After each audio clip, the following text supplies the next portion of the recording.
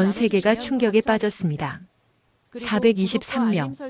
미국이 한국 기술자 423명을 체포했습니다. 혐의는 AI 윤리 위반. CNN은 한국의 굴복을 예고했죠. 하지만 48시간 뒤 이스라엘이 움직였습니다. 20년 전 전쟁에서 우릴 구한 건 미국이 아니라 한국이었다. 한국과 이스라엘이 손을 잡았고 오만하던 트럼프는 결국 무릎을 꿇었습니다. 도대체 무슨 일이 벌어진 걸까요? 지금부터 그 충격적인 진실을 공개합니다. 구독과 좋아요 눌러주세요. 영상 제작에 큰 힘이 됩니다. 저는 모세 레비입니다. 이스라엘 경제안보국에서 15년째 수석자문으로 일하고 있죠. 그날 새벽 제 휴대폰이 울렸어요. 오스틴 시각으로 새벽 4시 12분이었습니다. 제 동료 아론의 목소리가 떨렸어요. 저는 침대에서 벌떡 일어나 거실로 뛰어갔죠. 텔레비전을 켰습니다. 그리고 숨이 멎었어요. 텍사스 오스틴 삼성 반도체 연구동 상공이었습니다. 헬기 카메라가 흔들리며 건물을 비추고 있었어요. 경광등이 번쩍였죠. 연방수사국 차량 17대가 건물을 에워쌌습니다. 한국인 엔지니어들이 수갑을 찬 채 한 줄로 걸어 나오고 있었어요. 앵커의 목소리가 차갑게 울렸습니다. 익명 제보자가 위치와 시각을 제공했다고 현지 방송국 헬기가 긴급 출동했다고 설명했어요. 화면 하단에 자막이 떴죠. 인공지능 안전규정 12조 7항 위반 72시간 구금 비윤리적 기술 개발 혐의. 저는 화면을 멍하니 바라봤습니다. 423명이요? 한꺼번에? 새벽에? 이건 체포가 아니었어요. 작전이었죠. 카메라가 한 남자를 클로즈업했습니다. 40대 중반쯤 돼 보이는 한국인이었어요. 안경 너머로 눈빛이 차분했죠. 수갑을 찬 손으로 연방수사국 요원의 팔을 살짝 밀어내며 한마디 던졌습니다. 그의 목소리는 떨리지 않았어요. 오히려 연방수사국 요원이 당황한 듯 보였죠. 카메라가 멀어지면서 자막이 하나 더 떴습니다. 김태산 박사 삼성 이스라엘 연구소장. 저는 그 이름을 알고 있었습니다. 아니, 우리 모두 알았죠. 김태산. 20년 전 전쟁 중에 이스라엘 연구소 전력을 구호했던 그 엔지니어였어요. 제루살렘 회로를 함께 설계한 사람이었습니다. 전화기가 다시 울렸어요. 이번엔 총리실이었죠. 저는 옷을 집어입으며 텔레비전을 다시 봤습니다. 화면엔 미국 상무부 리처드 매닝 부국장이 나와 있었어요. 그의 표정은 단호했죠. 인공지능 기술은 인류의 미래라는 말, 윤리를 무시한 개발은 용납할 수 없다는 말이 흘러나왔습니다. 윤리라고요? 저는 코웃음을 쳤습니다. 20년 전 전쟁 중에 우리가 전력을 잃었을 때 한국이 발전기를 보냈어요. 그때 미국은 뭘 했죠? 침묵했습니다. 차를 몰고 본부로 향했어요. 예루살렘 새벽 거리는 텅 비어 있었죠. 하지만 제 머릿속은 복잡했습니다. 423명이라는 숫자가 계속 맴돌았어요. 본부 회의실에 도착했을 때 이미 7명이 모여 있었습니다. 아론 미즈라히 정보국장이 노트북을 열고 있었어요. 화면엔 실시간 뉴스 생중계가 계속되고 있었죠. 72시간 구금이라는 말이 들렸습니다. 그 안에 기소 여부를 결정한다는군요. 아론의 목소리가 낮았습니다. 저는 의자를 당겨 앉았어요. 체포 명단을 확보했냐고 물었죠. 30분이면 열람 가능하다는 대답이 돌아왔습니다. 화면 속에서 한국 엔지니어들이 버스에 오르고 있었습니다. 어떤 이는 고개를 숙였고 어떤 이는 정면을 응시했죠. 카메라가 다시 김태산 박사를 잡았어요. 그는 버스 계단에 오르기 직전 멈춰 섰습니다. 그리고 카메라를 똑바로 보며 마지막 말을 남겼죠. 냉각이 무너지면 모든 프레임이 무너진다고요. 그 말이 무슨 뜻인지 저는 단번에 알았어요. 반도체 냉각 기술이었습니다. 한국이 세계 1위죠. 이스라엘이 2위였고요. 우리가 함께 만든 제루살렘 회로는 그 냉각 기술의 핵심이었어요. 버스가 출발했습니다. 화면이 다시 스튜디오로 전환됐죠. 백악관은 추가 성명을 준비 중이고 한국 정부는 아직 공식 반응이 없다는 멘트가 흘러나왔습니다. 저는 시계를 봤어요. 남은 시간 71시간 48분. 72시간 안에 뭔가 해야 했습니다. 하지만 뭘 할 수 있을까요? 아론이 노트북을 돌렸습니다. 명단이 도착했다는 말과 함께 화면에 파일이 열렸어요. 423개 행이 빼곡했죠. 이름, 생년월일, 직책, 혐의 분류. 저는 스크롤을 내리며 훑어봤습니다.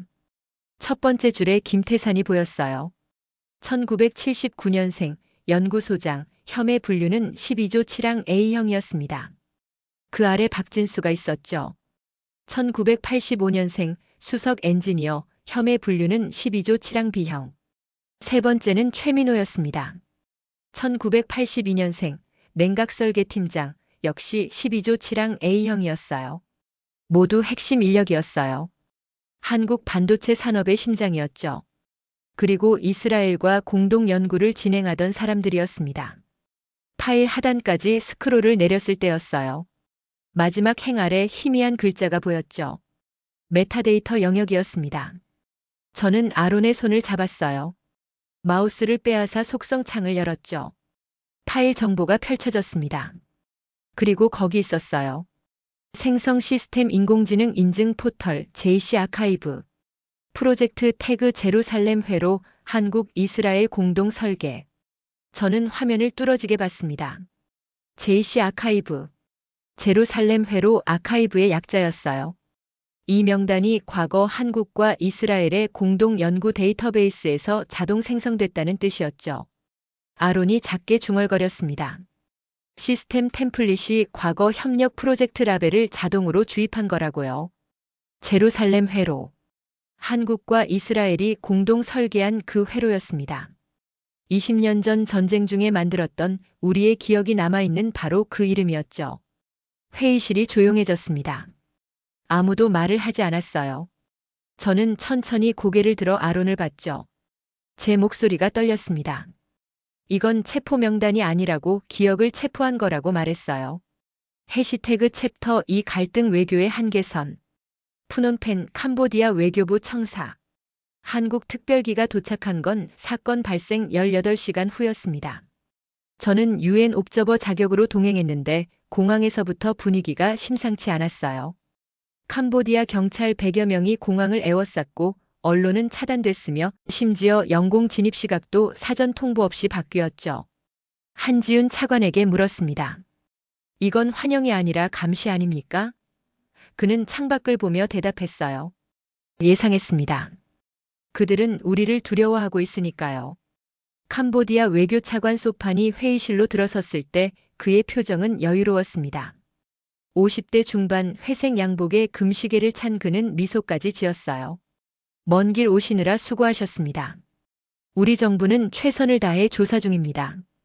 한지우는 악수도 하지 않았고 서류 가방을 열며 말했죠.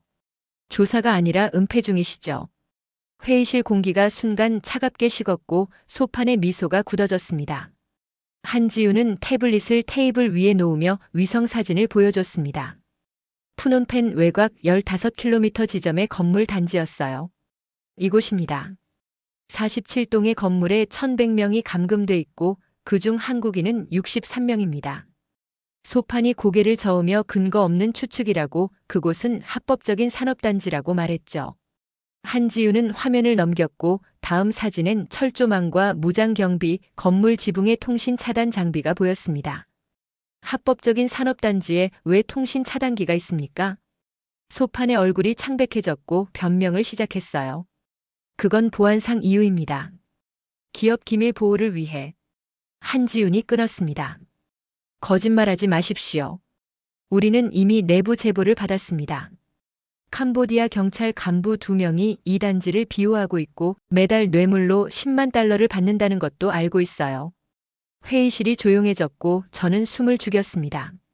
소판이 자리에서 일어서며 소리쳤어요. 이건 모욕입니다. 증거도 없이 우리 정부를 비방하다니. 한지우는 움직이지 않았고 또 다른 서류를 꺼냈습니다. 은행 거래 내역서였어요. 증거 원하십니까?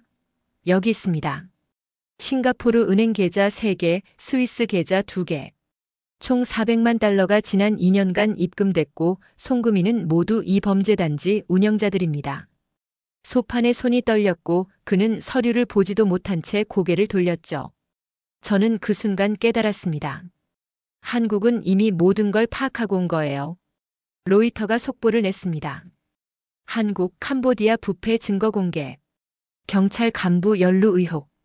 회의가 재개됐을 때 소파는 태도를 바꿨습니다. 알겠습니다. 우리 정부가 조사하겠습니다. 한 달만 시간을 주십시오. 한지우는 고개를 저었어요. 한 달이 아니라 72시간입니다. 이미 통보했습니다. 소판이 목소리를 높였습니다. 72시간은 불가능합니다. 법적 절차도 있고 관할권 문제도. 한지훈이 끊었습니다. 그럼 우리가 직접 하겠습니다. 회의실이 얼어붙었고 소판이 비웃으며 물었어요. 직접이요? 무슨 뜻입니까? 한지훈은 테이블에 또 다른 서류를 내려놓았습니다. 대한민국은 필요시 자국민 보호를 위해 독자적 행동을 취할 권리가 있습니다. 유엔 헌장 51조 자위권 조항입니다. 저는 깜짝 놀랐어요. 자위권이라고요? 그건 전쟁 상황에서나 쓰는 용어였습니다. 한지훈은 계속했습니다. 우리는 외교하러 온 게 아닙니다. 사람을 찾으러 왔습니다. 그 문장이 회의실을 가득 채웠고 아무도 말하지 못했어요. 소판이 자리를 박차고 나갔고 문이 쾅 닫히는 소리가 복도에 울렸습니다. 한국 대사관에서 긴급 회의가 소집됐고 화상으로 청와대 국가안보실장이 연결됐습니다. 외교는 실패했습니다. 다음 단계로 넘어갑니다. 화면 속 안보실장의 목소리는 단호했어요. 국방부 작전 준비 상황 보고하십시오. 또 다른 화면에 국방부 차관이 나타났습니다. 707 특임대와 UDT 합동팀 편성 완료. 출동 대기 중입니다. 저는 귀를 의심했어요. 특수부대라고요? 한지훈이 물었습니다. 투입 가능 시간은? 명령 즉시 12시간 내 현장 도착 가능합니다. 저는 옆에 앉은 국정원 요원에게 속삭였어요. 이거 진짜입니까? 그날 밤 BBC가 단독 보도를 냈습니다. 한국 특수부대 태국 기지 이동 포착. 캄보디아 작전 임박설. 블룸버그도 후속 기사를 띄웠어요. 한국 국방부 자국민 보호작전 준비 확인. 캄보디아 정부 긴급회의 소집. 저는 화면을 보며 생각했죠. 세상은 한국을 비난하고 있지만 정작 1000명의 생명은 아무도 신경 쓰지 않는구나. 한국 대사관 지하 작전실에서 한지훈과 국정원 요원들이 모여 있었고 대형 스크린엔 위성 사진이 떠 있었습니다. 작전명은 블루하트입니다. 한지훈이 마지막 통보를 보냈습니다. 캄보디아 정부의 48시간 내 협조 없으면 우리는 단독으로 움직입니다. 국정원 요원이 이메일 발송 버튼을 눌렀고 저는 시계를 봤습니다. 이제 48시간 카운트다운이 시작된 거예요. 그리고 그 48시간 뒤 세상은 또 한 번 충격에 빠지게 됩니다. 왜냐하면 한국은 통보만 한 게 아니었으니까요. 그들은 이미 다른 무기를 준비하고 있었고 그 무기의 이름은 FATF였습니다. 금융 세계의 사형 선고, 그게 다음 단계였죠. 그로부터 추가로 8시간이 더 흘렀습니다. 총 경과 시간은 20시간이었어요. 저는 서버실 의자에 앉아 모니터를 응시하고 있었습니다. 눈이 따갑고 머리가 지끈거렸죠. 하지만 멈출 수 없었어요. 시계를 봤습니다. 남은 시간 52시간 정확히. 아론이 제 책상으로 달려왔어요. 노트북을 펼쳤죠. 화면에 문서가 떴습니다. 확보했다고 한론 프로젝트 원본이라고 말했어요. 제 심장이 뛰기 시작했습니다. 화면을 자세히 봤어요. 미국 상무부 공식 문서였습니다. 상단에 빨간 도장이 찍혀 있었죠. 극비 한론 프로젝트 승인자 리처드 매닝. 아론이 화면을 스크롤 내렸습니다. 첫 페이지가 나타났어요. 프로젝트 목적이 적혀 있었죠. 한국 냉각 기술의 시장 독점을 저지한다. 방법은 인공지능 윤리 규정을 활용한 선제 구속이다. 기간은 72시간 구금 후 기소 절차 진행. 예상 결과는 한국 반도체 생산 30% 감소, 미국 시장 점유율 15%에서 45%로 상승. 제 손이 떨렸습니다. 이건 증거였어요. 명백한 증거였죠. 아론이 다음 페이지를 넘겼습니다. 기술 조작 상세 내역이 나왔어요. 인공지능 안전 인증 알고리즘의 가중치 변경 이력이 표로 정리되어 있었습니다. 날짜는 3주 전이었어요. 변경 항목은 한국기술평가 가중치였죠. 기존값 1.00에서 1.37로 상향 조정. 결과는 한국기술의 위험도 92% 상승으로 산출. 아래에 작은 글씨로 주석이 달려 있었습니다. 실제 위험도 변화 없음, 수출 제한 목적의 의도적 조정이라고 명시되어 있었어요. 저는 숨을 깊이 들이마셨습니다. 이건 조작이 아니었어요. 사기였죠. 아론이 마지막 페이지를 열었습니다. 서명란이 나타났어요. 리처드 매닝의 친필 서명이 선명했습니다. 날짜는 체포 5일 전이었어요. 그 옆에 또 다른 서명이 있었습니다. 국가안보보좌관의 서명이었어요. 두 사람이 함께 승인한 작전이었습니다. 저는 아론을 봤어요. 그가 고개를 끄덕였죠. 이제 총리에게 보고할 수 있다고, 이 정도면 충분하다고 말했습니다. 하지만 저는 망설였어요. 뭔가 더 필요했습니다. 이 문서만으로는 미국이 위조라고 주장할 수 있었죠. 조작 전후의 알고리즘 코드가 필요하다고 말했습니다. 실제로 가중치가 변경됐다는 물증이요. 아론이 다른 폴더를 열었습니다. 코드 파일 2개가 나타났어요. 조작 전과 조작 후였습니다. 화면을 분할해서 두 파일을 나란히 띄웠어요. 차이점이 빨간색으로 표시됐죠. 정확히 17줄이 변경되어 있었습니다. 가중치 값이 1.00에서 1.37로 바뀌어 있었어요. 그리고 주석이 추가되어 있었죠. 한국기술평가용 특수 가중치 수출 통제 목적이라고 적혀 있었습니다. 저는 화면을 뚫어지게 봤어요. 이건 완벽한 증거였습니다.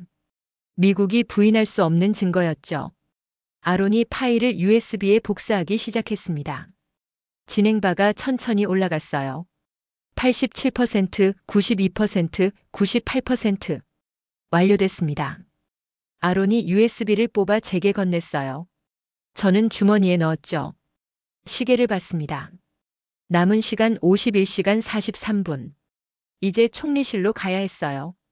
차에 올라탔습니다. 아론이 운전대를 잡았죠. 예루살렘 밤거리는 조용했습니다.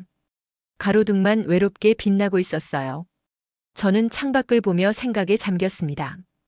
김태산 박사의 말이 계속 맴돌았어요. 제루살렘 엔진. 영하 0도를 유지하는 냉각 구조체. 그게 정말 존재할까요?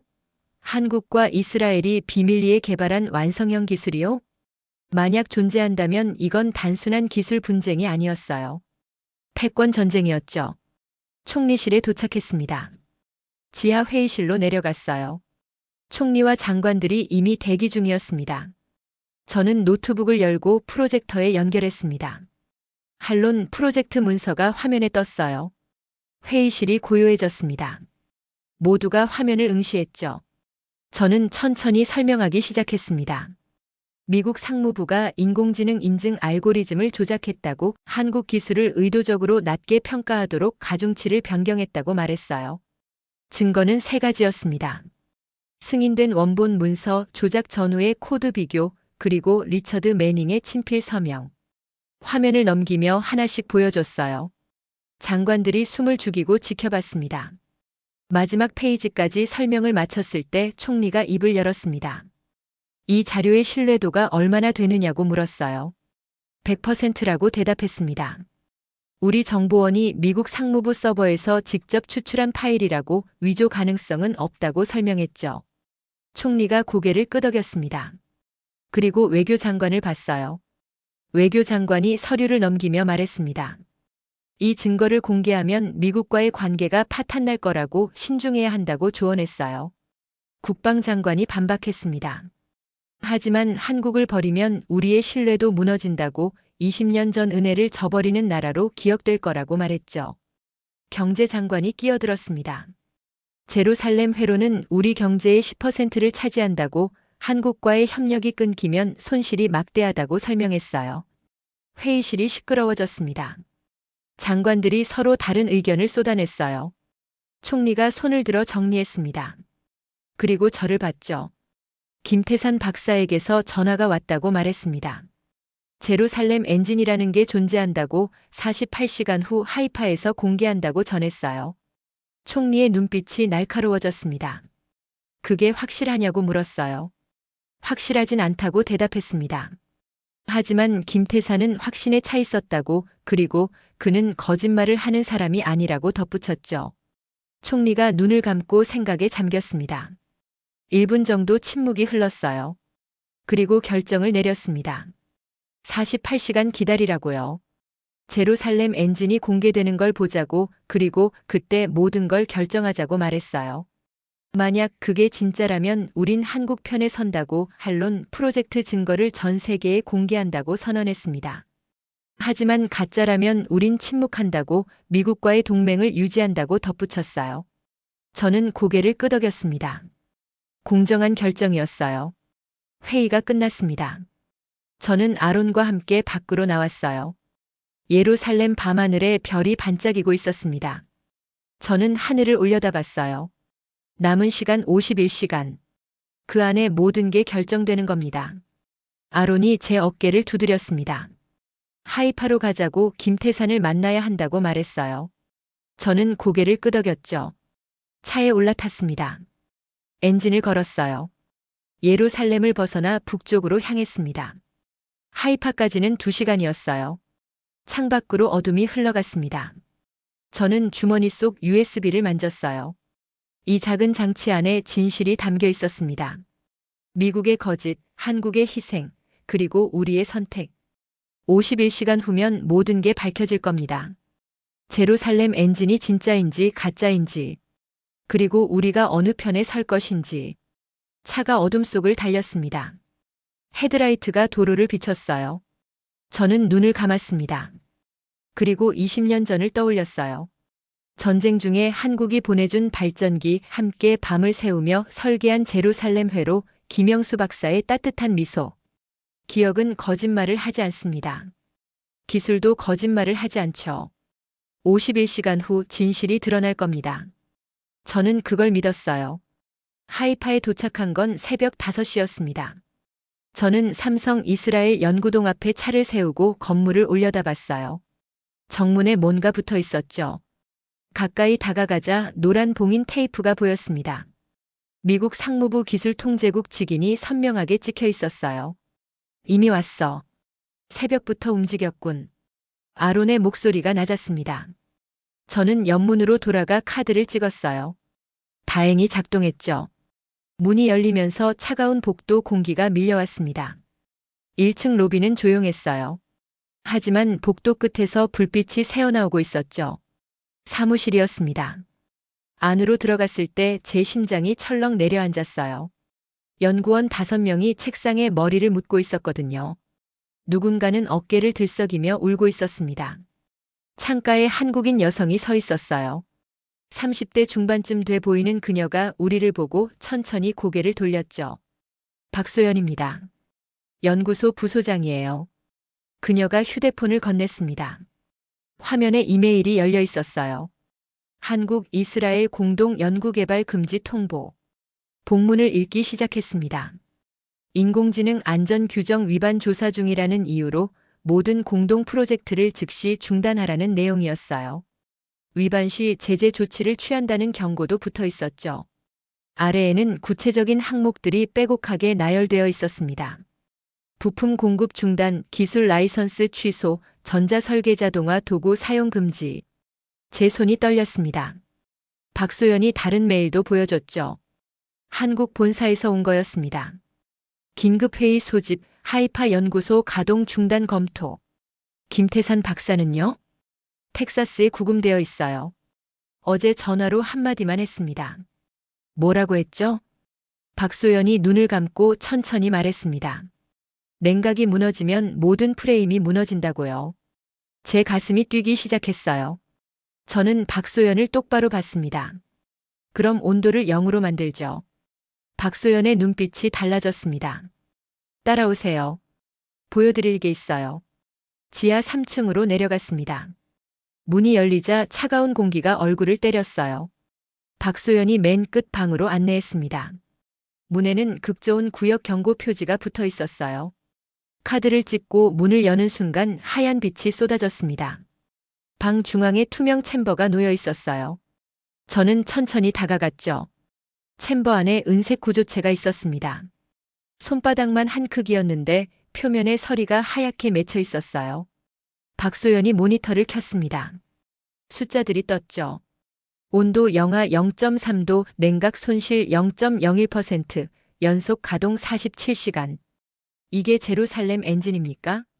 네. 3년간 개발했어요. 한국과 이스라엘이 함께요. 아론이 챔버 주변을 살폈습니다. 냉각 장치가 안 보이는데요. 어떻게 온도를 유지합니까? 박소연이 구조체를 가리켰습니다. 자체 냉각이에요. 내부 미세 회로가 열을 흡수해서 외부로 방출하죠. 에너지 효율은 기존 시스템의 10배입니다. 저는 숨을 깊이 들이마셨어요. 이건 혁명이었습니다. 그때 복도에서 발소리가 들렸습니다. 여러 명이었어요.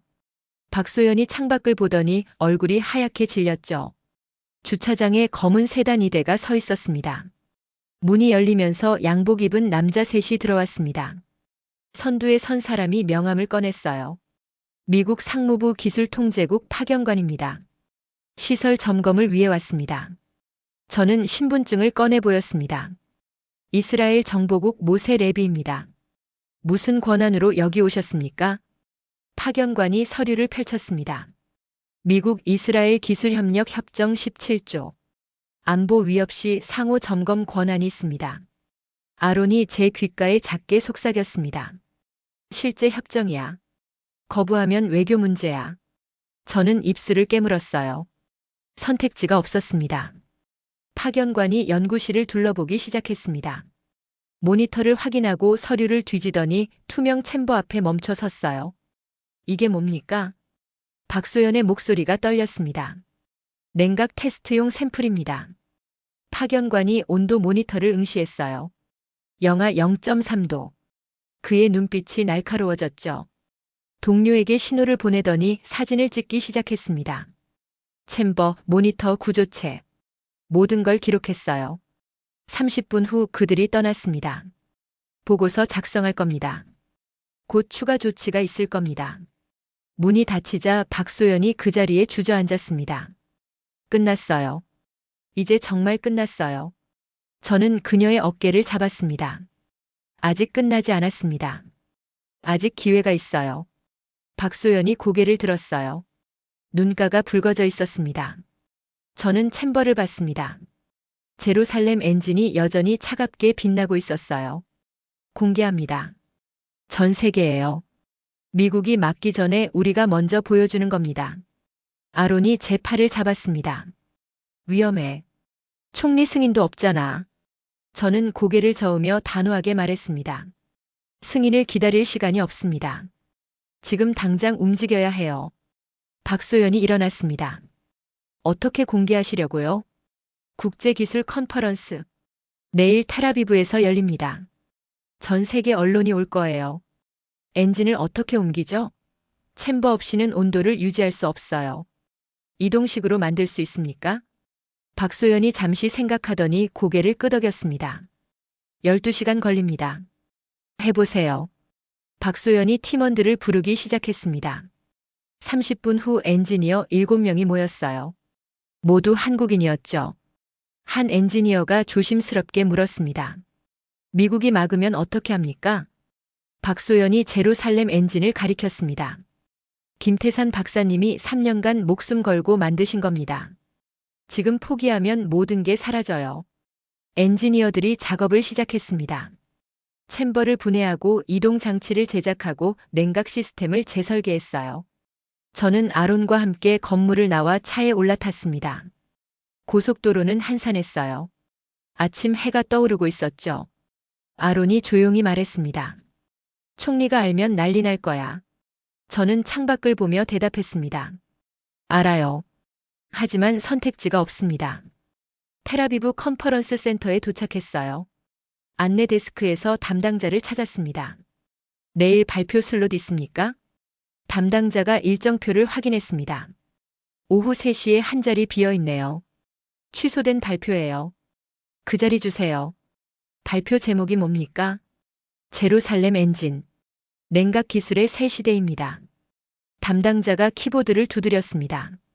등록 완료됐습니다. 발표 시간 30분입니다. 밖으로 나왔을 때 아론이 휴대폰을 보여줬어요.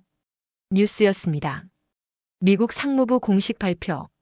한국 이스라엘 기술 협력 전면 재검토, 안보 위협 우려. 댓글이 폭발하고 있었어요. 저는 총리실에 전화를 걸었습니다. 비서관이 받았죠. 긴급 보고가 있습니다. 내일 오후 3시 텔아비브 컨퍼런스 센터로 와주십시오. 무슨 일입니까? 진실을 보여드릴 겁니다. 전화를 끊고 아론을 봤습니다. 그가 작게 말했습니다. 하이파에서 연락 왔어. 이동 챔버 제작 순조롭대. 밤 12시까지 완성 예정이래. 저는 시계를 봤습니다. 내일 오후 3시까지 36시간. 차에 올라탔습니다. 예루살렘으로 돌아가야 했어요. 총리를 설득해야 했죠. 차가 움직이기 시작했습니다. 지중해가 멀어졌어요. 저는 백미러로 텔아비브를 봤습니다. 36시간 후 세상은 진실을 보게 될 겁니다. 예루살렘으로 돌아온 건 오후 8시였습니다. 저는 총리실로 직행했어요. 베냐민 총리가 집무실에서 기다리고 있었죠. 그의 표정이 심상치 않았습니다. 랩이 무슨 짓을 한 겁니까? 책상 위에 서류가 놓여 있었어요. 미국 대사관 항해 서한이었죠. 하이파 연구소 무단 출입, 미국 파견관 방해, 내일 컨퍼런스 무허가 발표 등록. 항목이 빼곡했습니다. 저는 USB를 꺼내 책상 위에 놓았습니다. 총리님, 이걸 먼저 보십시오. 총리가 컴퓨터에 꽂았어요. 화면에 한론 프로젝트 문서가 떴죠. 조작된 인증 알고리즘 가중치 변경 이력 리처드 매닝의 서명. 총리가 화면을 응시했습니다. 3분간 침묵이 흘렀어요. 그리고 천천히 입을 열었죠. 이게 진짜입니까? 100% 확실합니다. 우리 정보원이 직접 추출한 파일입니다. 총리가 의자에 깊숙이 기댔습니다. 그래서 내일 뭘 보여줄 겁니까? 제루살렘 엔진입니다. 총리의 눈빛이 날카로워졌어요. 김태산이 말한 그것 말입니까? 실제로 존재합니까? 직접 봤습니다. 영하 0.3도를 47시간 유지했어요. 냉각 손실 0.01%입니다. 총리가 일어나 창밖을 보며 한참을 서 있었습니다. 미국이 가만히 있지 않을 겁니다. 그래서 더 공개해야 합니다. 전 세계가 보는 앞에서요. 총리가 저를 돌아봤습니다. 내일 오후 3시 제가 직접 가겠습니다. 하지만 실패하면 책임은 당신이 집니다. 저는 고개를 숙였습니다. 감사합니다. 그날 밤 저는 잠을 잘 수 없었습니다. 새벽 2시 휴대폰이 울렸어요. 박소연이었죠. 그녀의 목소리가 떨리고 있었습니다. 레비 씨, 문제가 생겼어요. 제 심장이 철렁 내려앉았습니다. 뭡니까? 이동 챔버 제작 중에 온도가 0.5도까지 올랐어요. 불안정합니다. 지금 몇 도입니까? 다시 0.3도로 떨어졌어요. 하지만 텔아비브까지 2시간 운송이 문제예요. 저는 이마를 짚었습니다. 최악의 경우는요? 엔진이 멈춥니다. 그럼 모든 게 끝이에요. 박소연이 잠시 침묵했습니다. 한 가지 방법이 있긴 해요. 액체 질소로 챔버를 감싸는 겁니다. 하지만 위험해요. 엔진이 손상될 수 있어요. 성공 확률은요? 70%입니다. 저는 숨을 깊이 들이마셨습니다. 아세요. 70%면 충분합니다. 다음 날 아침 6시 하이파에서 출발한다는 연락이 왔습니다. 박소연과 엔지니어 3명이 특수 제작된 트럭에 엔진을 실었어요. 저는 아론과 함께 텔아비브로 향했죠. 컨퍼런스 센터는 이미 사람들로 붐비고 있었습니다. 세계 각국 언론사, 기술 기업 대표들, 학자들. 입구에 현수막이 걸려 있었어요. 국제 냉각 기술 심포지엄 2025. 저는 뒷문으로 들어가 준비실로 향했습니다. 오후 3시까지 7시간. 박소연에게 전화를 걸었어요. 어디쯤입니까? 하데라 지나고 있어요. 1시간 30분 남았습니다. 온도는요? 0.4도로 올랐어요. 하지만 안정적입니다. 저는 안도의 한숨을 쉬었습니다. 준비실 문이 열렸어요. 아론이 들어왔죠. 랩이 미국 대사관에서 사람 왔어. 발표 중단하라는 공문 들고. 무시하세요. 안 돼. 총리실 비서관도 왔어. 저는 복도로 나갔습니다. 양복 입은 남자가 서류를 들고 서 있었어요. 미국 대사관 법무관이었죠. 모세 레빗이입니까? 맞습니다. 이 발표는 미국 이스라엘 기술협력 협정을 위반합니다. 즉시 중단하십시오. 저는 서류를 받아봤습니다. 법률 용어가 빼곡했어요. 17조 3항 안보 위협 기술의 무단 공개 금지. 위반 시 협정 전면 파기. 총리님도 이해하실 겁니다. 이스라엘 안보가 걸린 문제입니다. 그때 뒤에서 목소리가 들렸습니다. 안보는 진실 위에 세워지는 겁니다. 베냐민 총리였습니다. 경호원 둘과 함께 걸어오고 있었어요. 법무관이 당황하며 고개를 숙였죠. 총리가 서류를 받아들고 천천히 읽었습니다. 그리고 반으로 접어 돌려줬어요. 워싱턴에 전하십시오. 이스라엘은 협박에 굴복하지 않는다고요. 법무관이 얼굴이 하얗게 질렸습니다. 총리님 신중하게 생각하십시오. 이미 결정했습니다. 오후 3시에 발표는 진행됩니다. 법무관이 돌아서 나갔습니다. 총리가 저를 봤어요. 엔진은 언제 도착합니까? 1시간 후입니다. 그럼 실물을 보겠군요. 기대하겠습니다. 총리가 홀 쪽으로 걸어갔습니다. 저는 휴대폰을 확인했어요. 박소연에게서 메시지가 와 있었죠. 30분 후 도착. 온도 0.3도 유지 중. 저는 안도의 한숨을 쉬었습니다. 아론이 제 어깨를 두드렸어요. 준비실로 가자.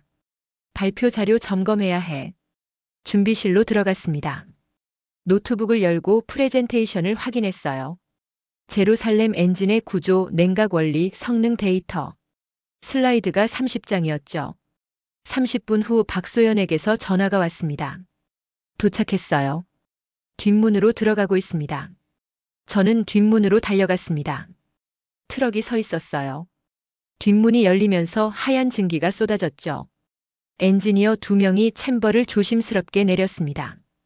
투명 챔버 안에 은색 구조체가 있었어요. 서리가 하얗게 맺혀 있었죠. 박소연이 모니터를 확인했습니다. 온도 영하 0.3도. 정상입니다. 저는 무릎에 힘이 풀렸습니다. 성공했어요. 홀 무대로 옮기세요. 조명 아래 놓아야 합니다. 엔지니어들이 챔버를 밀기 시작했습니다. 복도를 지나 홀 뒷문으로 들어갔어요. 무대 중앙에 테이블이 준비되어 있었죠. 챔버를 테이블 위에 올렸습니다. 조명이 켜지자 은색 구조체가 눈부시게 빛났어요. 객석에서 웅성거리는 소리가 들렸습니다. 사람들이 입장하고 있었어요. 저는 시계를 봤습니다. 오후 2시 50분. 10분 남았어요. 아론이 무대 옆으로 왔습니다. 준비됐어? 네. 긴장하지 마. 진실을 말하기만 하면 돼. 저는 고개를 끄덕였습니다. 객석이 가득 찼어요. 300명쯤 되어 보였죠. 앞줄에 총리가 앉아 있었습니다. 그 옆에 장관들이 보였어요. 사회자가 무대로 올라왔습니다. 다음 발표는 이스라엘 정보국 모세 레빗시의 제루살렘 엔진입니다. 박수 소리가 울렸습니다. 저는 무대로 걸어 올라갔어요. 마이크를 잡았죠. 제 손이 떨렸습니다. 안녕하십니까? 모세 레비입니다. 객석이 조용해졌습니다. 저는 챔버를 가리켰어요. 오늘 여러분께 보여드릴 것은 냉각 기술의 혁명입니다. 제루살렘 엔진이죠. 화면에 첫 번째 슬라이드가 떴습니다. 엔진의 구조도였어요. 이 구조체는 영하 0.3도를 유지합니다. 외부 냉각 장치 없이요. 에너지 효율은 기존 시스템의 10배입니다. 객석에서 탄성이 터졌습니다. 카메라 플래시가 번쩍였어요. 하지만 이 기술은 혼자 만든 게 아닙니다. 한국과 이스라엘이 3년간 함께 개발했죠. 저는 다음 슬라이드를 넘겼습니다. 김태산 박사의 사진이 나타났어요. 김태산 박사. 20년 전 우리가 전쟁 중일 때 도와준 사람입니다. 지금 텍사스에 구금되어 있죠. 객석이 술렁거렸습니다. 왜 구금됐을까요? 인공지능 윤리 위반이라고 합니다. 하지만 진실은 다릅니다. 저는 USB를 꺼내 노트북에 꽂았습니다. 한론 프로젝트 문서가 화면에 떴어요. 이게 진짜 이유입니다. 객석이 완전히 조용해졌습니다. 300명이 숨을 죽이고 화면을 봤어요. 저는 조작된 알고리즘, 변경된 가중치, 리처드 매닝의 서명을 하나씩 설명했습니다. 10분간 침묵이 흘렀죠. 마지막 슬라이드를 넘겼습니다. 기술은 무기가 아닙니다. 약속입니다. 20년 전 한국이 우리와 약속했죠. 함께 미래를 만들자고요. 저는 챔버를 가리켰습니다. 이게 그 약속의 결과입니다. 박수가 터졌습니다. 객석이 일어섰어요. 기립박수였죠. 카메라가 번쩍이고 기자들이 소리쳤습니다. 저는 무대에서 내려왔습니다. 다리가 후들거렸어요. 아론이 제 팔을 잡아줬죠. 해냈어. 저는 고개를 끄덕였습니다. 총리가 무대로 올라가고 있었어요. 36시간의 싸움이 끝났습니다. 그리고 새로운 시작이었죠. 발표가 끝난 지 30분 후 기자회견장은 아수라장이었습니다. 50개국 언론사 기자들이 몰려들었어요. 카메라가 수십 대, 마이크가 테이블을 뒤덮었죠. 저는 총리 옆에 앉아 있었습니다. 박소연도 함께였어요. 테이블 위에 한론 프로젝트 원본 문서가 놓여 있었죠. 첫 질문이 날아왔습니다. 로이터 통신 기자였어요. 문서의 진위를 어떻게 증명하시겠습니까? 저는 노트북을 열었습니다. 화면을 대형 스크린에 띄웠어요. 이것은 미국 상무부 서버에서 추출한 원본입니다. 파일 해시값을 공개하겠습니다. 화면에 64자리 코드가 떴습니다.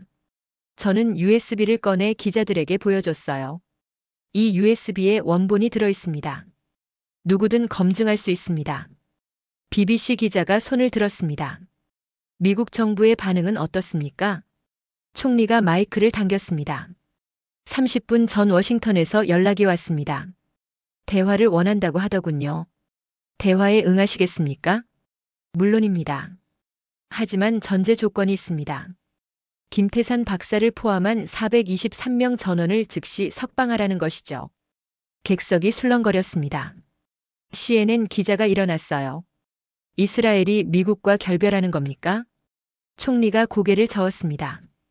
결별이 아닙니다. 정의를 요구하는 겁니다. 그때 회견장 뒤쪽에서 소란이 일었습니다. 남자 한 명이 들어오고 있었어요. 양복을 입은 50대 백인이었죠. 리처드 매닉입니다. 미국 상무부 부국장이었어요. 기자들이 그를 에워쌌습니다. 카메라가 일제히 그를 향했죠. 매닝 부국장님, 한론 프로젝트에 대해 해명하시겠습니까? 매닝이 손을 들어 제지했습니다. 그리고 단상으로 걸어왔어요. 저와 눈이 마주쳤죠. 그의 표정은 굳어 있었습니다. 발언권을 주시겠습니까? 총리가 잠시 망설이더니 고개를 끄덕였습니다. 매닝이 마이크 앞에 섰어요. 레비 씨가 공개한 문서는 기밀입니다. 불법적으로 취득한 것이죠. 객석에서 야유가 터졌습니다. 매닝이 목소리를 높였어요. 하지만 내용에 대해서는 해명하겠습니다. 한론 프로젝트는 존재합니다. 인공지능 안전성을 강화하기 위한 정당한 프로그램이었죠. 저는 자리에서 일어났습니다. 가중치 조작도 정당합니까? 매닝이 저를 봤습니다. 가중치 조정은 안전성 평가를 위한 기술적 조치였습니다. 그 결과 한국 기술의 위험도가 92% 상승했습니다. 실제 위험도 변화는 없었는데 말이죠. 저는 노트북을 돌렸습니다. 화면에 코드 비교가 떴어요. 조작 전과 후가 나란히 표시됐죠. 이 17줄을 보십시오. 가중치 1.00에서 1.37로 변경. 주석에 뭐라고 써 있습니까? 화면이 확대됐습니다. 주석이 선명하게 보였어요. 한국기술평가용 특수 가중치 수출 통제 목적. 회견장이 술렁거렸습니다. 매닝의 얼굴이 창백해졌어요. 그건 기술적 용어입니다. 오해의 소지가 있군요. 제가 다시 물었습니다. 그럼 이 서명은 뭡니까? 화면에 문서 마지막 페이지가 떴습니다. 매닝의 친필 서명이 있었어요. 날짜는 체포 5일 전이었죠. 이 문서에 당신이 직접 서명했습니다. 예상 결과란에 뭐라고 써 있습니까? 매닝이 입을 다물었습니다. 저는 크게 읽었어요. 한국 반도체 생산 30% 감소, 미국 시장 점유율 15%에서 45%로 상승. 객석이 폭발했습니다. 기자들이 일제히 매닝에게 질문을 쏟아냈어요. 시장 점유율을 위해 423명을 체포한 겁니까? 윤리가 아니라 경제 전쟁이었습니까? 사과하실 겁니까?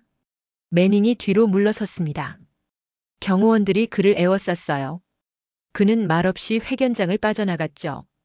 총리가 마이크를 잡았습니다. 여러분, 지금 보신 것이 진실입니다.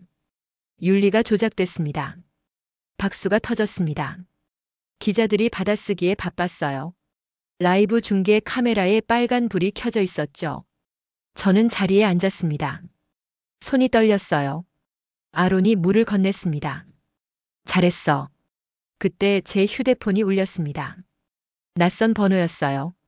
받았죠. 남자 목소리였습니다. 한국어 억양이 섞여 있었어요. 레비 씨, 김태산입니다. 제 심장이 뛰기 시작했습니다. 박사님? 어떻게? 10분 전에 석방됐습니다. 423명 전원이요. 저는 눈을 감았습니다. 안도의 한숨이 나왔어요. 축하합니다. 당신 덕분입니다. 감사합니다. 아닙니다. 박사님이 3년간 만든 엔진 덕분이죠. 김태산이 잠시 침묵했습니다. 20년 전 약속을 지켰습니다. 기술은 무기가 아니라 약속이라고 했죠. 기억합니다. 이제 그 약속을 세상이 알게 됐습니다. 전화가 끊겼습니다. 저는 휴대폰을 내려놓고 객석을 봤어요. 기자들이 여전히 질문을 쏟아내고 있었죠. 박소연이 제 옆에 앉았습니다. 레비 씨, 감사합니다. 제가 할 일을 했을 뿐입니다. 아니에요. 당신이 없었다면 우린 포기했을 거예요. 저는 무대 위 챔버를 봤습니다. 제루살렘 엔진이 여전히 차갑게 빛나고 있었어요. 온도 모니터가 보였죠. 영하 0.3도. 변함없었습니다. 회견이 끝났습니다. 기자들이 빠져나가고 홀이 비었어요. 저는 무대로 올라가 챔버 앞에 섰습니다. 아론이 옆에 왔습니다. 이제 뭐 할 거야? 보고서 써야죠. 총리님께 올릴 겁니다. 그 다음은? 모르겠어요. 하지만 한 가지는 확실합니다. 뭔데? 20년 전 약속이 지켜졌다는 것이요. 아론이 제 어깨를 두드렸습니다. 우리는 홀을 나왔어요. 밖은 이미 어두워져 있었습니다. 지중해 바람이 불어왔어요. 저는 하늘을 올려다봤죠. 별이 빛나고 있었습니다. 그리고 새로운 세상이 시작되고 있었습니다. 기자회견이 끝난 다음 날 세상이 바뀌어 있었습니다. 저는 예루살렘 사무실에서 뉴스를 보고 있었어요. 모든 채널이 같은 화면을 보여주고 있었죠. 텍사스 오스틴 연방 법원 앞이었습니다. 판사가 서류를 들고 낭독하고 있었어요. 사건 번호 423호 전원 무혐의. 423명 전원에 대한 영장을 기각합니다. 법원 계단에서 한국인 엔지니어들이 걸어 나왔습니다. 423명 전원이었죠. 일부는 가족들과 포옹하고 있었고 일부는 기자들에게 둘러싸여 있었습니다. 화면이 김태산 박사를 클로즈업했습니다. 그는 3일간 구금되어 있었지만 표정은 담담했어요. 마이크를 든 기자가 다가갔죠. 박사님, 소감 한 말씀 해주시겠습니까? 김태산이 잠시 생각하더니 입을 열었습니다. 우린 복수가 아니라 표준을 남겼습니다. 기술은 힘이 아니라 약속이라는 것을요. 화면이 전환됐습니다. 오스틴 국제공항이었어요. 특별기가 활주로에 대기하고 있었죠. 한국인 엔지니어들이 버스에서 내려 걸어가고 있었습니다. 가족들이 펜스 너머에서 손을 흔들고 있었어요. 아이들이 아빠를 부르며 울고 있었죠. 한 엔지니어가 펜스에 다가가 유리창 너머로 아내와 손을 맞댔습니다. 김태산이 탑승구 앞에 멈춰 섰습니다. 카메라를 향해 고개를 숙였어요. 그리고 비행기에 올랐죠. 특별기가 이륙했습니다. 엔진 소리가 울렸어요.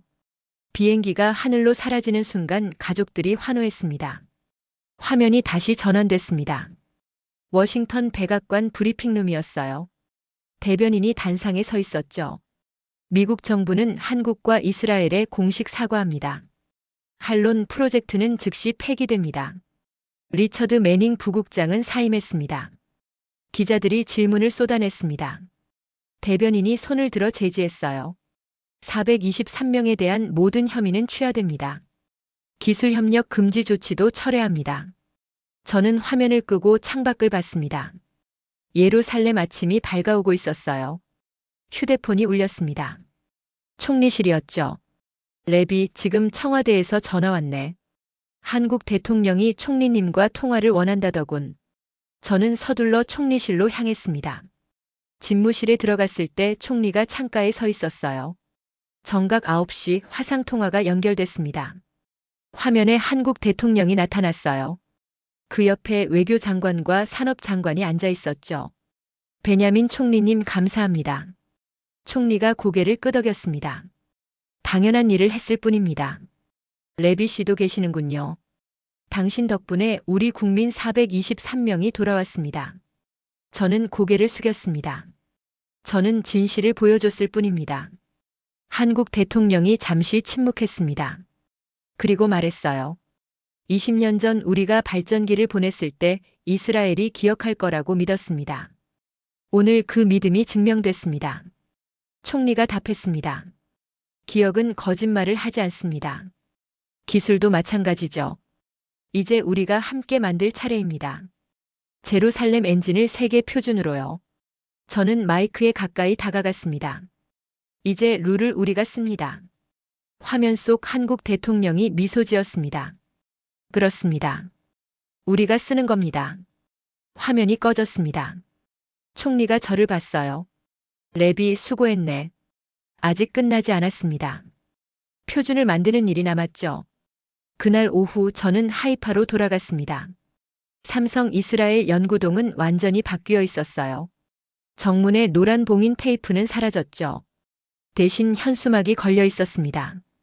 제루살렘 엔진 국제 표준화 추진 본부. 박소연이 로비에서 저를 맞았습니다. 엘리베이터를 타고 지하 3층으로 내려갔어요.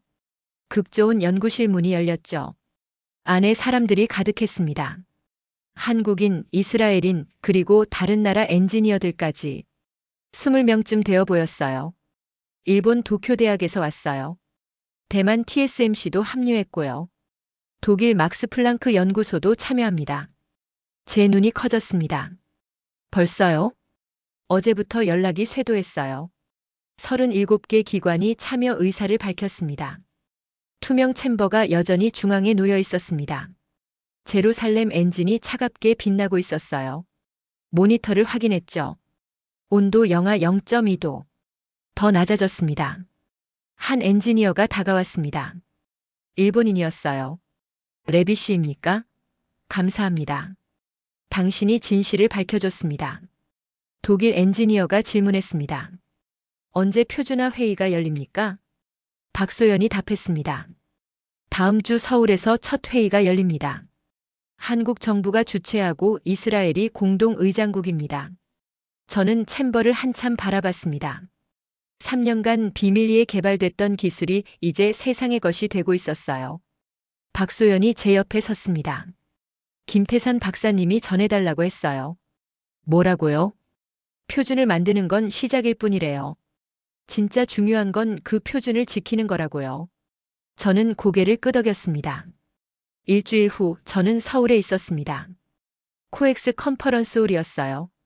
37개국 대표들이 모여 있었죠. 무대 중앙에 문서가 놓여 있었습니다. 한국-이스라엘 기술 협약. 조항이 5개였습니다. 기술 독점 금지, 윤리 투명성, 오픈 검증, 6개월 감사주기, 분쟁 시 국제 중재. 김태산 박사가 무대에 올랐습니다. 그 옆에 이스라엘 과학기술부 장관이 섰어요. 둘이 동시에 서명했습니다. 박수가 터졌습니다. 37개국 대표들이 차례로 무대로 올라가 서명했어요. 저는 객석에서 지켜봤죠. 아론이 제 옆에 앉았습니다. 끝났어. 아니에요. 이제 시작입니다. 표준을 만드는 건 쉬워요. 지키는 게 어렵죠. 서명식이 끝났습니다. 기자들이 몰려들었어요. 김태산이 마이크 앞에 섰죠. 오늘 우리는 새로운 규칙을 만들었습니다. 기술은 무기가 아니라 약속이라는 규칙이요. 기자가 물었습니다. 미국은 어떻게 됩니까? 우리는 복수하지 않습니다. 함께 가자고 손을 내밀 겁니다. 받아들일 겁니다. 왜냐하면 이게 옳은 길이니까요.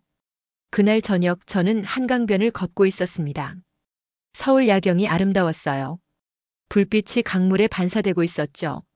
휴대폰이 울렸습니다. 총리였어요. 랩이 잘했네. 이제 예루살렘으로 돌아오게. 할 일이 산더미야. 전화를 끊고 강을 바라봤습니다. 20년 전 김영수 박사가 이스라엘로 발전기를 실어보냈던 그 마음이 느껴졌어요. 약속은 지켜졌습니다. 저는 하늘을 올려다봤습니다. 별이 빛나고 있었어요. 72시간의 싸움, 423명의 귀환, 37개국의 서명. 모든 게 진실에서 시작됐습니다. 그리고 진실은 결코 지지 않습니다. 6개월이 지났습니다. 저는 예루살렘 사무실에서 보고서를 정리하고 있었어요. 창밖으로 겨울 해가 지고 있었죠. 책상 위에 문서 한 묶음이 놓여 있었습니다. 제루살렘 엔진 국제 표준화 진행 보고서였어요. 37개국이 서명했고 6개월간 3차례 감사를 진행했죠. 모두 통과했습니다. 휴대폰이 울렸습니다. 박소연이었어요. 레비 씨, 내일 서울 오시죠? 네. 비행기 예약했습니다. 좋아요. 이번엔 큰 발표가 있을 겁니다. 뭔데요? 내일 보면 알게 될 거예요.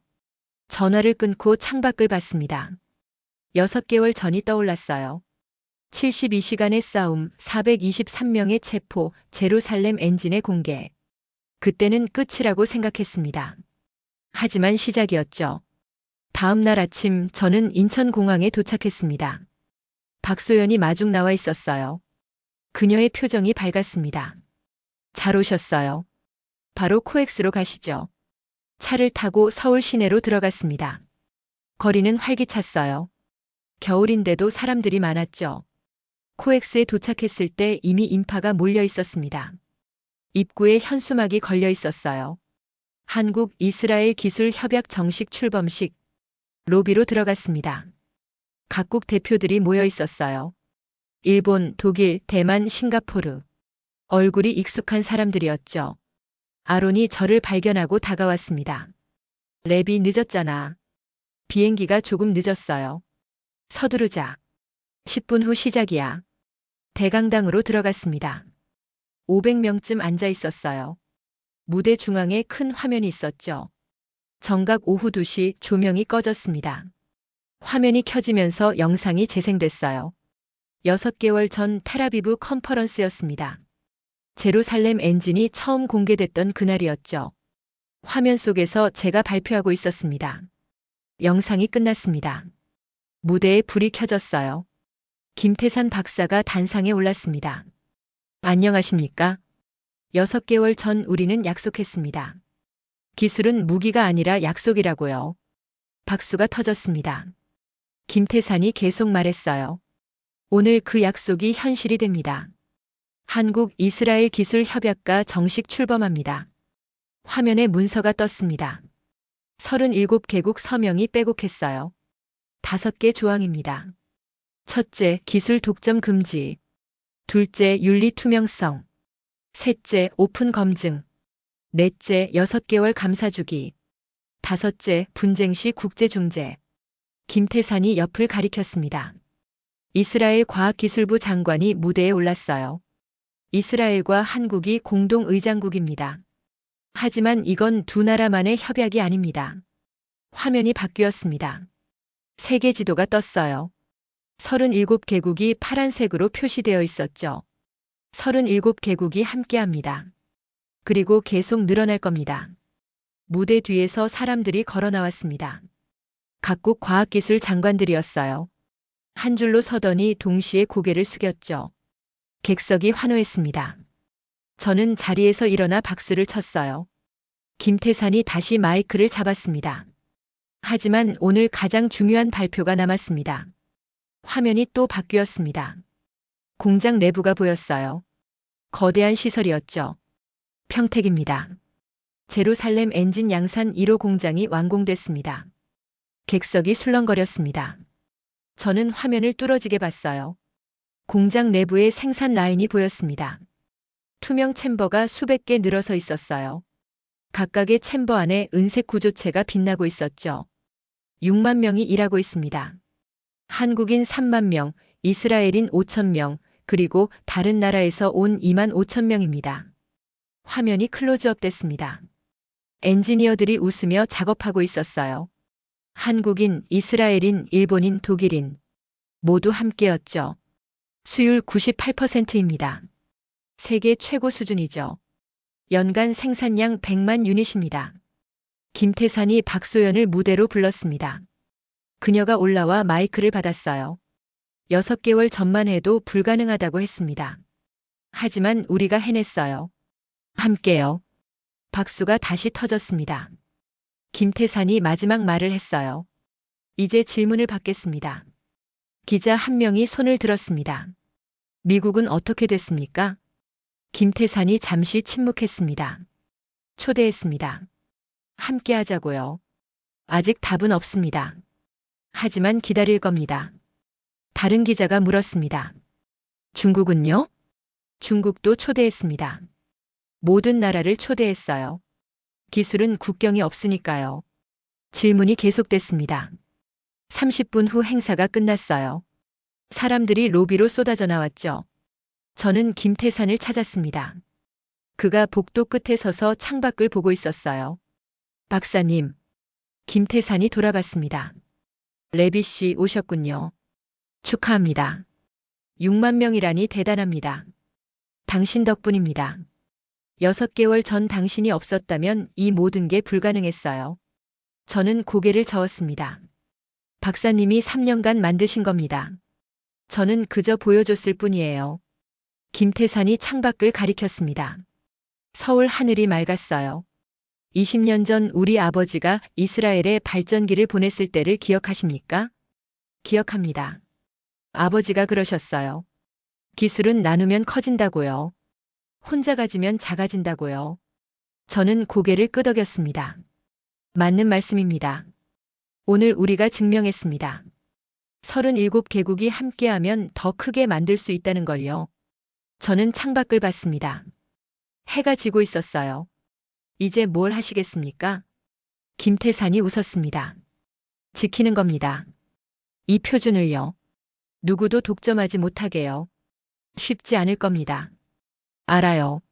하지만 해야죠. 약속이니까요. 그날 저녁 저는 평택으로 향했습니다. 공장을 직접 보고 싶었거든요. 2시간 후 도착했습니다. 거대한 건물이 밤하늘 아래 빛나고 있었어요. 입구에 표지판이 있었죠. K-I 제루살렘 엔진 평택 1공장. 안으로 들어갔습니다.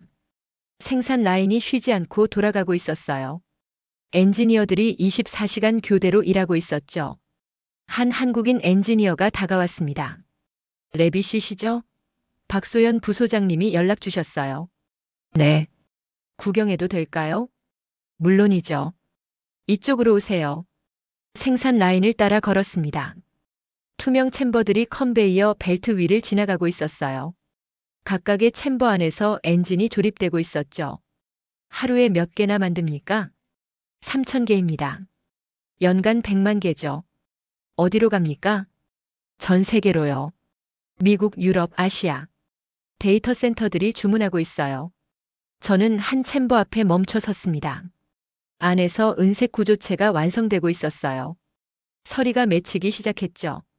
모니터를 확인했습니다. 온도 영하 0.3도. 냉각 손실 0.01%. 6개월 전 하이파에서 봤던 그 숫자였습니다. 이게 전부 시작이었군요. 엔지니어가 고개를 끄덕였습니다. 맞습니다. 6개월 전 하나로 시작해서 이제 하루 3,000개를 만들고 있어요. 저는 공장을 한 바퀴 돌았습니다. 한국인, 이스라엘인, 일본인, 독일인 모두 함께 일하고 있었어요. 웃으며 대화하고 협력하고 문제를 해결하고 있었죠. 밤 10시 공장을 나왔습니다. 차가운 겨울바람이 불었어요. 저는 하늘을 올려다봤습니다. 별이 빛나고 있었어요. 72시간의 싸움으로 시작된 이야기가 6개월 만에 여기까지 왔습니다. 423명이 돌아왔고 37개국이 서명했고 6만 명이 일하고 있었죠. 모든 게 하나의 약속에서 시작됐습니다. 20년 전 김영수 박사가 전쟁 중인 이스라엘에 발전기를 보내며 했던 약속이었어요. 기술은 무기가 아니라 미래라는 약속. 함께 만들자는 약속. 그 약속이 지켜졌습니다. 그리고 새로운 약속이 계속되고 있었죠. 저는 차에 올라탔습니다. 서울로 돌아가는 길이었어요. 창밖으로 평택 공장이 멀어졌습니다. 불빛이 밤하늘을 밝히고 있었어요. 6만 명의 엔지니어들이 지금 이 순간에도 일하고 있었습니다. 한국과 이스라엘의 약속을 지키며요. 그리고 세상을 바꾸고 있었습니다. 하나의 엔진씩, 하나의 약속씩,